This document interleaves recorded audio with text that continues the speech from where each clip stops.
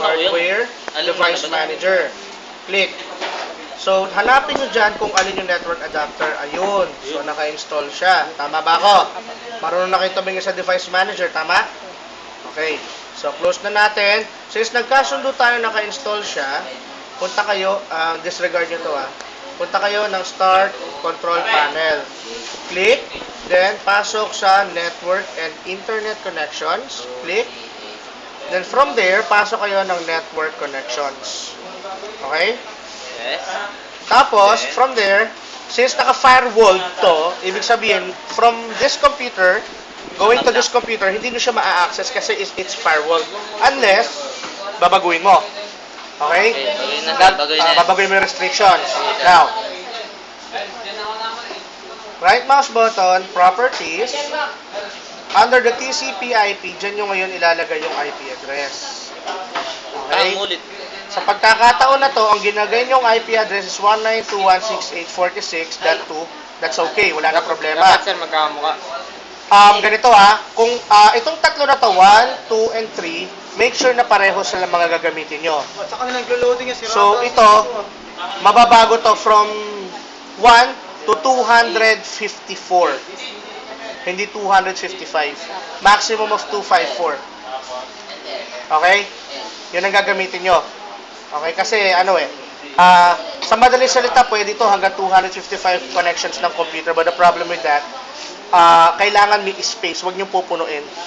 Okay? Para maging okay yung connection. So, sa ngayon dito, so, 2 muna gamitin natin. Then, okay. Then, okay. Ngayon, shortcut natin. Pwede naman yung ginagawa nyo dito nyo babanatan sa network places. Okay, then ang gagawin nyo, i-refresh nyo lang, i-refresh nyo lang na i-refresh, lalabas na yung computer na to. Tama ba ako? Pero, mas pinakamagandang, para mas mabilis, punta kayo ng CMD, command prompt, then from command prompt, double check nyo, nakakonect ba talaga to dito. So, ping, Number. pwede, meron kayong 2 ways na pantawag. Pwede computer name or IP address. Try natin computer name. Anong computer name nito? Secret. Sige. Computer name. Computer name. Computer name. Computer name. Computer Name. Sis nga tol. Sige, computer. Dito start. My computer properties. Start nga doon, tapos may computer. Start. Mine your own. Yan. Computer name. Ito, computer name. Anong computer name niya? PC1. Hindi Sigrid. Sigrid. Okay. So, ping niya siya. Sigrid. Ayan, may bumalik siya. Ibig sabihin, kung wala siyang connection or binablock siya, ang ilalagay niyan, it's either timeout or unreachable. Ibig sabihin, may connection kaso hindi siya maka-go through. Okay, may nagbablock. Ngayon, so okay siya. Try naman natin ng IP. 192.168.46. Tama ba ako? Ano yun? 1? 1. Meron. Okay. Paano naman yung tinatawag na Di ba may sinasabi nila 127 is reserved for loopback or self-test. P1 127.0.0.1. At tinetest niya sarili niya. Nagpapadala siya ng data sa sarili niya, nire-receive din sa sarili niya. Naget nyo? So, ibig sabihin, good condition yung network card nyo. Okay, so, okay na, may connection siya. Balik kayo ngayon dito para mas madali. Dito nyo na siya kukunin kasi hindi ko naman sinasabing mali. Kaso minsan, hindi lumalabas dito, naghahang.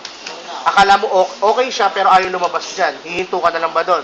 Di ba? So, i-shortcut mo na lang dito sa run. Lagay nyo na lang dyan, // then the IP address. Enter. Yan. So, try mo mag-share ng folder sa desktop. X mo. X. Ay, mag-loading. Create folder. Right mouse button. New folder. Lagyan mo sample.